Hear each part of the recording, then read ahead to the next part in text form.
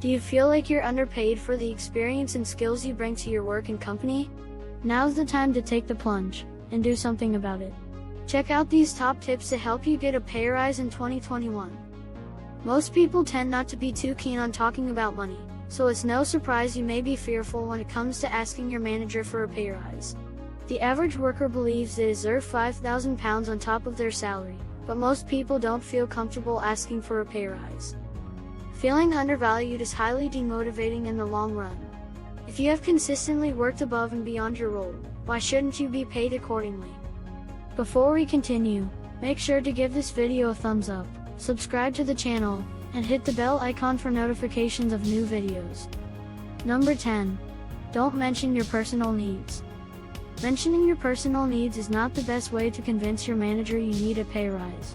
You may want a bigger house, a new car, or to be able to afford more holidays each year. Regardless of what you want to spend your money on, your manager won't be interested, so keep these reasons out of the conversation. Rather than justifying your request with your own personal needs and wants, you should instead focus on what benefits you have brought to your position and the company. Focus on your work ethic, your achievements in your role, and how you contribute positively to the organization. Discuss how your role has developed and evolved since your last pay adjustment. Also use the phrase pay adjustment rather than pay rise. Pay rise immediately makes your manager think this discussion is going to cost them more money, before you've even put your case forward and justified your request. Pay adjustment sounds much more appealing, and disguises the fact that you are actually looking for more money. Number 9. Research your market. The days when people kept their salaries a closely guarded secret are long gone. People are more willing to share personal details about themselves, including how much they earn, far more freely than they ever have. Use this to your advantage. There's a sea of salary information available on the internet, which will show you what other people doing the same job as you are earning. Start with job websites. Put your own job title into the search box, and see what jobs come up. Take note of the roles and responsibilities. Do they match your current job? Great. Now look at the salary, and take note. How does this compare to your current salary? Another source of information are employer review websites, such as Glassdoor, or even LinkedIn.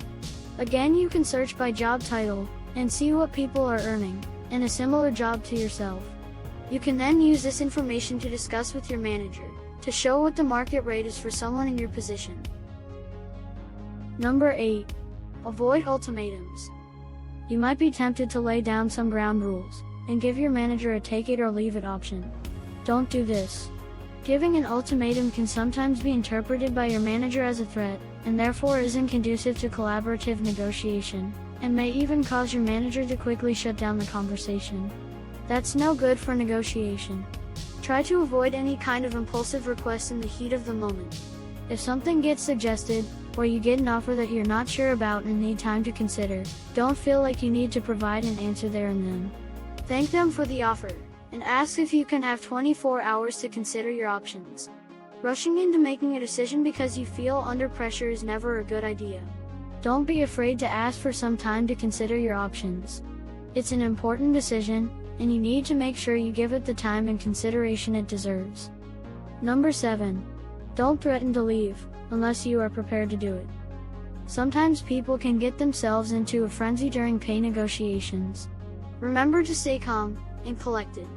A snap reaction when you feel as though the conversation isn't going your way is never a good idea, so never threaten to leave, unless you're willing to do so.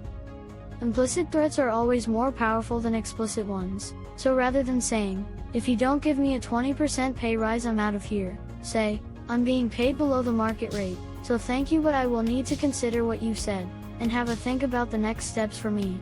This will give you time to consider your options, without making a commitment. You may decide to look for another job, or stay at your current job without the pay rise. Either way, give yourself time to assess fully, and make the right decision for you. Number 6. Don't hurt your manager's ego. Just because they're your manager, doesn't necessarily mean they're the decision maker when it comes to discussing a pay rise. It's important to make sure you understand who's responsible for making the decisions, but be cautious about how you approach the situation. If you ask your manager directly that you're looking for a pay rise, and can they make this decision, they might say yes. This is an ego question, so they might say yes, even if they aren't the decision maker. Instead of this, ask your manager what the process is for getting a pay rise. This allows them to save face if ultimately it isn't them who's able to make the final decision. It's always good to keep your manager on side. Number 5. Don't mention a colleague's pay rise. Just because you hear that one of your colleagues has received a pay rise, shouldn't be the reason for you to also request one. If that is the reason, then that's okay, but don't let your manager know. Requesting a pay rise because someone else in your team or company has got one never works. It's not anyone else's business how much others get paid. Why would your manager agree to increase your salary just because one of your colleagues got a salary increase? It's not sound logic, or even financially smart. Number 4. Don't burn your bridges. So you researched the employment market, saw what other jobs are available, worked out what the market salary is for someone in your position, and you feel you're underpaid and deserve a pay rise. You spend time preparing your case to present to your manager, you request a meeting to discuss your proposal with them, you sit down, present the perfect case, but you still hear that word you were dreading, no. Despite fighting your corner, your manager won't budge and they've clearly stated there's no chance you will be getting a pay rise. What do? If the answer is no, then work to turn that no into a maybe. Walk away from the meeting with your dignity intact, a resolution, and a plan for the future. You may be disappointed by the response and the ultimate outcome, but you need to be able to rise above it. You need to collect your thoughts, reassess, be determined to succeed, and never burn your bridges. Don't be bitter that your manager said no. You may not know the reason behind the refusal. It could be due to elements out of their control, budget cuts, future restructuring, job losses in other divisions, etc. If you hold it against them, it will affect your relationship and is likely to negatively impact your work ethic and productivity. Then you'll never get a pay rise. Number 3. Don't just ask for job opportunities. It can be tempting to ask for job opportunities, but you should never do this. If you work hard and add value to the company, job opportunities will come. You just need to be patient and consistent with your work output. So what should you do instead? Instead of asking for job opportunities, you should ask for advice. Set the stage and make it easy for the right people to spend time with you. The more time you spend with others, collaborating, learning from their skills and knowledge, the more likely you are to encounter greater opportunities. You need to create your own luck. Identify some areas of your work you would benefit from focusing on and developing. Then approach those people directly, and see if they would be open to working with you. If they are, then great. This will show your manager that you are proactive, can identify your own personal weaknesses, are aware of them, and keen to take action to improve them. Collaborative working is one of the best skills you can develop. Learning how to work with others will be great for your long-term career, and will be noticed by senior management. Then the next time you approach your manager for a pay rise, you are more likely to get one, as you can clearly demonstrate that you are an asset to the company. Number 2. Know your worth. Whenever you plan to ask for a pay rise, it's important to know why you deserve one. What are your responsibilities? What skills do you have? What have you achieved? It's beneficial here to compare yourself to the rest of the market. What skills do other people in a similar position to you have? You should also be aware of the pay discrepancies between men and women. In the UK, unequal pay between men and women has been illegal since 1970. However, that doesn't mean it isn't still present today. It still happens. Cultures and business are changing, but this is happening very slowly, so we are still a long way from equal pay rates for everyone. Keeping track of your successes and achievements should be something you're already doing. If not, make arrangements now.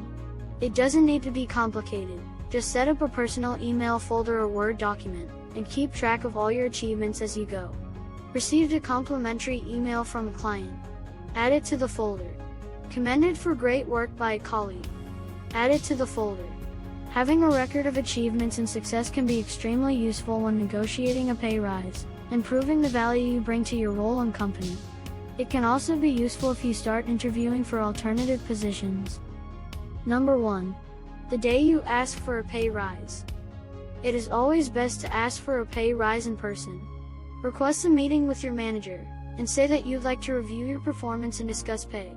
This way they know straight away that you'll be wanting to discuss a potential pay rise.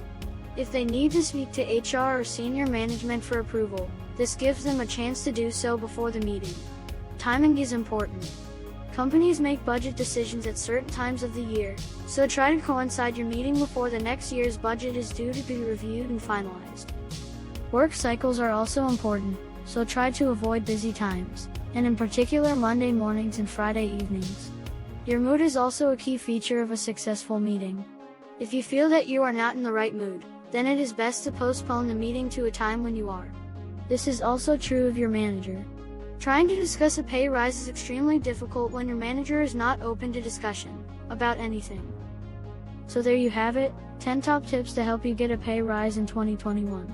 If you're thinking about asking for a pay rise, work through this advice, and make sure you have the best possible research, preparation, and setup to help you achieve your request. We'd love to hear if you have been successful in achieving a pay rise. Let us know in the comments section below. Which tip did you find the most useful? Thanks for watching. If you liked this video, don't forget to give us a thumbs up, and subscribe to the channel for more videos like this.